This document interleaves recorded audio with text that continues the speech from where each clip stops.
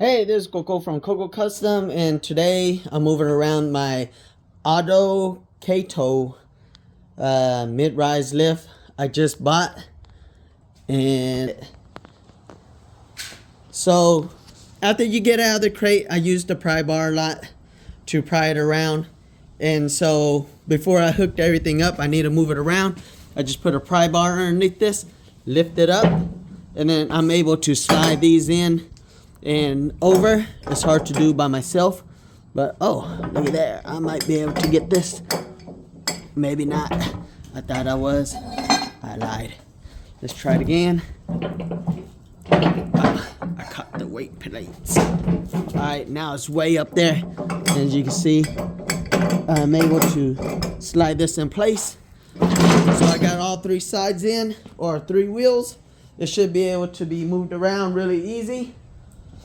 And then I'm gonna put it in this stall right here. Do not look at the water spot. But yeah, let me move it over.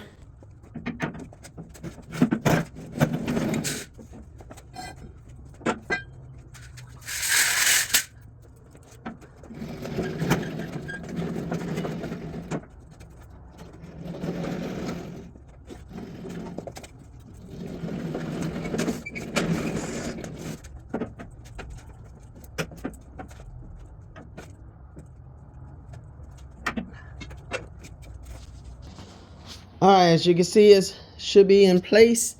I'm gonna have to move it back a little bit. I think I pulled it up too far. But yeah, that's how I move it around. It's that simple. Now remember, I'm only a 100-pound at best. Pocket change, maybe 140, but more or less like pocket change, so I can move this around by myself. Not with ease. Alright, that's a little bit better.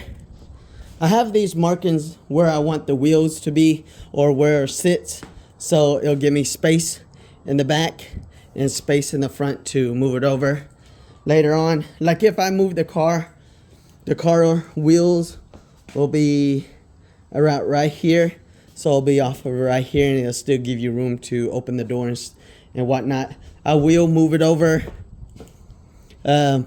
move all my shelving over and stuff like that. We'll see. I gotta test it out, but I'm about to take the wheels off with the pry bar. Then I'll show you how I set this up. Airline fitting. They sent me with this, which didn't have, it wouldn't cinch down on my 1/4 inch. So what I did was I just bought another fitting so I could quick connect my airline onto it. They do make one with electric. And then I put hydraulic, I got some hydraulic fluid. All you need is a gallon, just shy under a gallon. But I'm hoping, I overfilled it a little bit, but I'm hoping once it goes into the line, it should be good. If not, I'm gonna have to take some out. I use hydraulic oil, AW32, because I'm gonna use it in the winter. And then I also got it where it's 120 volt, or my 110, 115, whatever it says. Volt. And what else? I got a airline to it. I think that's it right now. And then I just have to set everything up and then test it out and see what happened. Alright, so I hooked up the airline. Should be around 6 to 8 KA, whatever the PSI recommended on the books. I forgot. Simple 2-pin connection. You can mess it up, but it only goes in one way. Click in the airline, make sure it's good. I test fitting. I make sure these are tight. Tighten those up. Alright, the plug, it doesn't come with a plug, so you have to pick your own plug at Harbor Freight.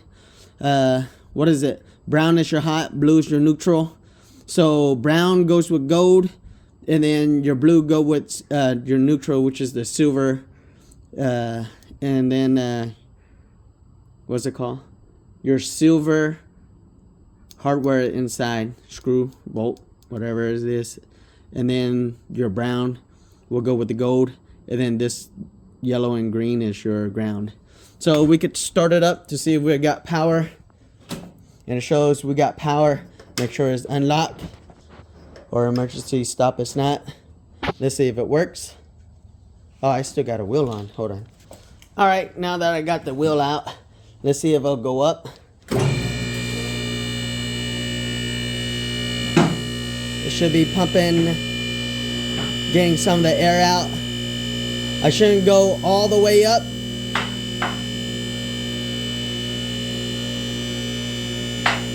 According to some of the video in the books, you're not supposed to go all the way up. You're trying to get all the air out the line.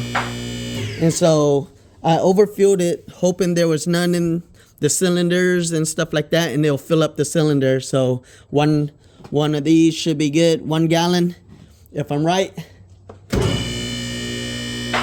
And then if you lock, it should go down just a little bit until it rests on its stops.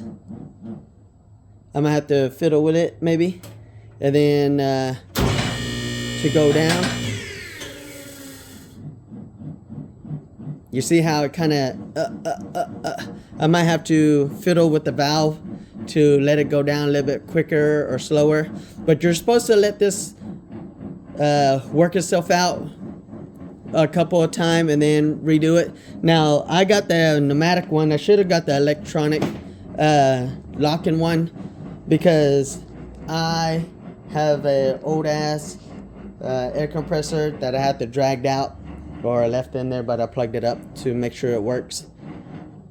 But yeah, I gotta do this a couple of times, and then I'm gonna pull in the Civic Apocalypso and see how it works.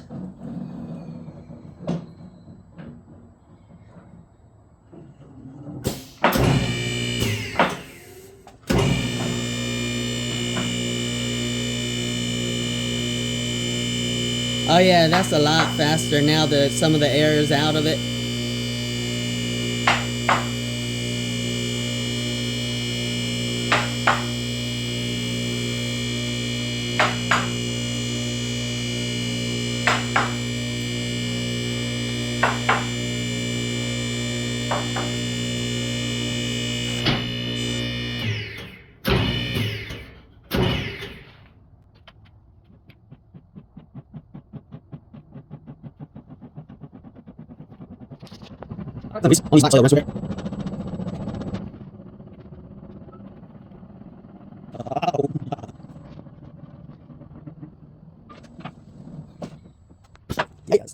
Alright, I think I got it set where I want it. I put some of this non-stick sliding mat deals. These mats are like what you get for like your toolbox so your tools doesn't roll around. I tried my best to align it by myself. Maybe if I had help it'll be a little bit better. Let's try it again. Maybe I need to set the valve, see if it bleeds down a little bit smoother. I'll be back.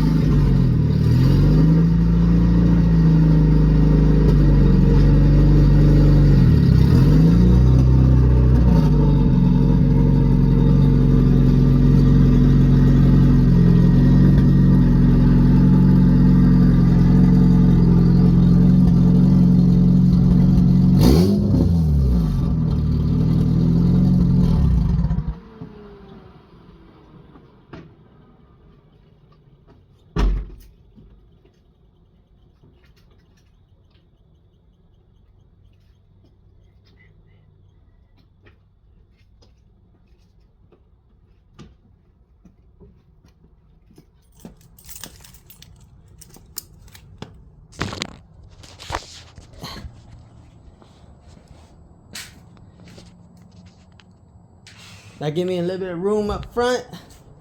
For the longer cars like the coupe and stuff, that'll give me enough room because the white Rhino, his tail comes out here, and so that will give me enough room because his rear tires hits about right here. And the one with the trunk, mine's a hatch, so it'll be shorter, but that also give me enough room to pop the hood and work on all the intercooler pipes and stuff like that. Now let's see if it'll raise it up. I'm gonna have to lock this up right here so I can catch this. And so to do that, I just raise it up like this. And now I put my padding on. So I'll leave the front where it hangs. I got these little blocks that they also came with the kit. Like that.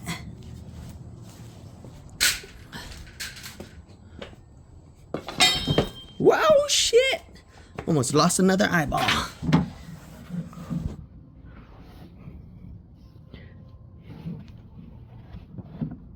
Alright. And then this one. Now when you assemble this comes not assembled. And so when you assemble it, you got to make sure these nubs are on the outside, or it's going to be hard reaching for it when it's in the inside.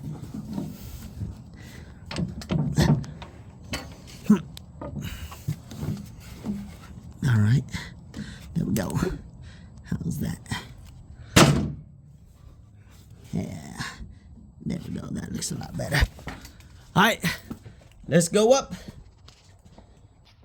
All right, let's see how it does. Let's go up.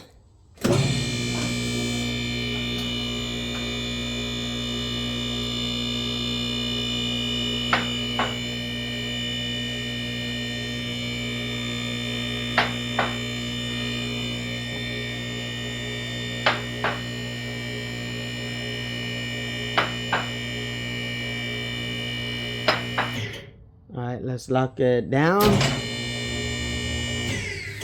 Or let's lock it. All right, so now it's in locking spot. I hold down the lock,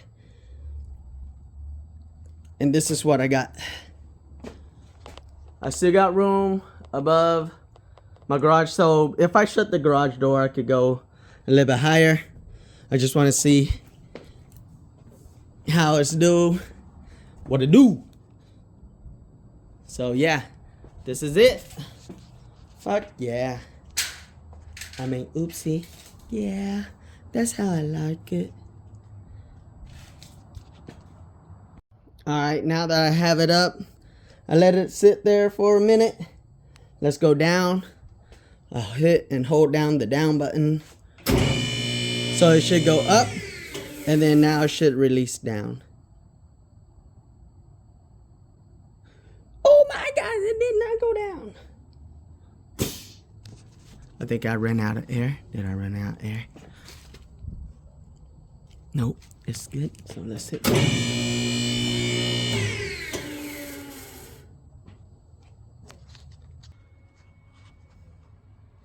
Alright, so I went up because it got stuck.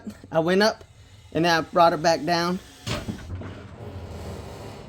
went down pretty quick enough for me so I don't sit there and cry. Let's go back down up.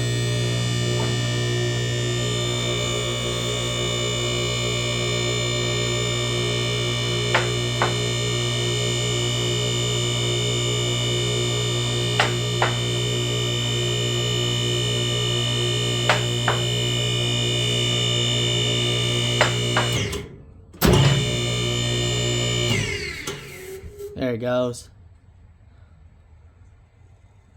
It's falling pretty good. I like that rate. Good enough for me. So yeah, this is a great investment for me, since I could work on some of y'all guys that lower ass Hondas on the lift. Instead of craning my neck like I did the last two cars, I got something to work on now. And you can see I can still park my S2000 right here, no problem. Or I could park the Civic over here and then somebody else's car right there. So yeah, this will work for a 3-car garage. I think it'll work.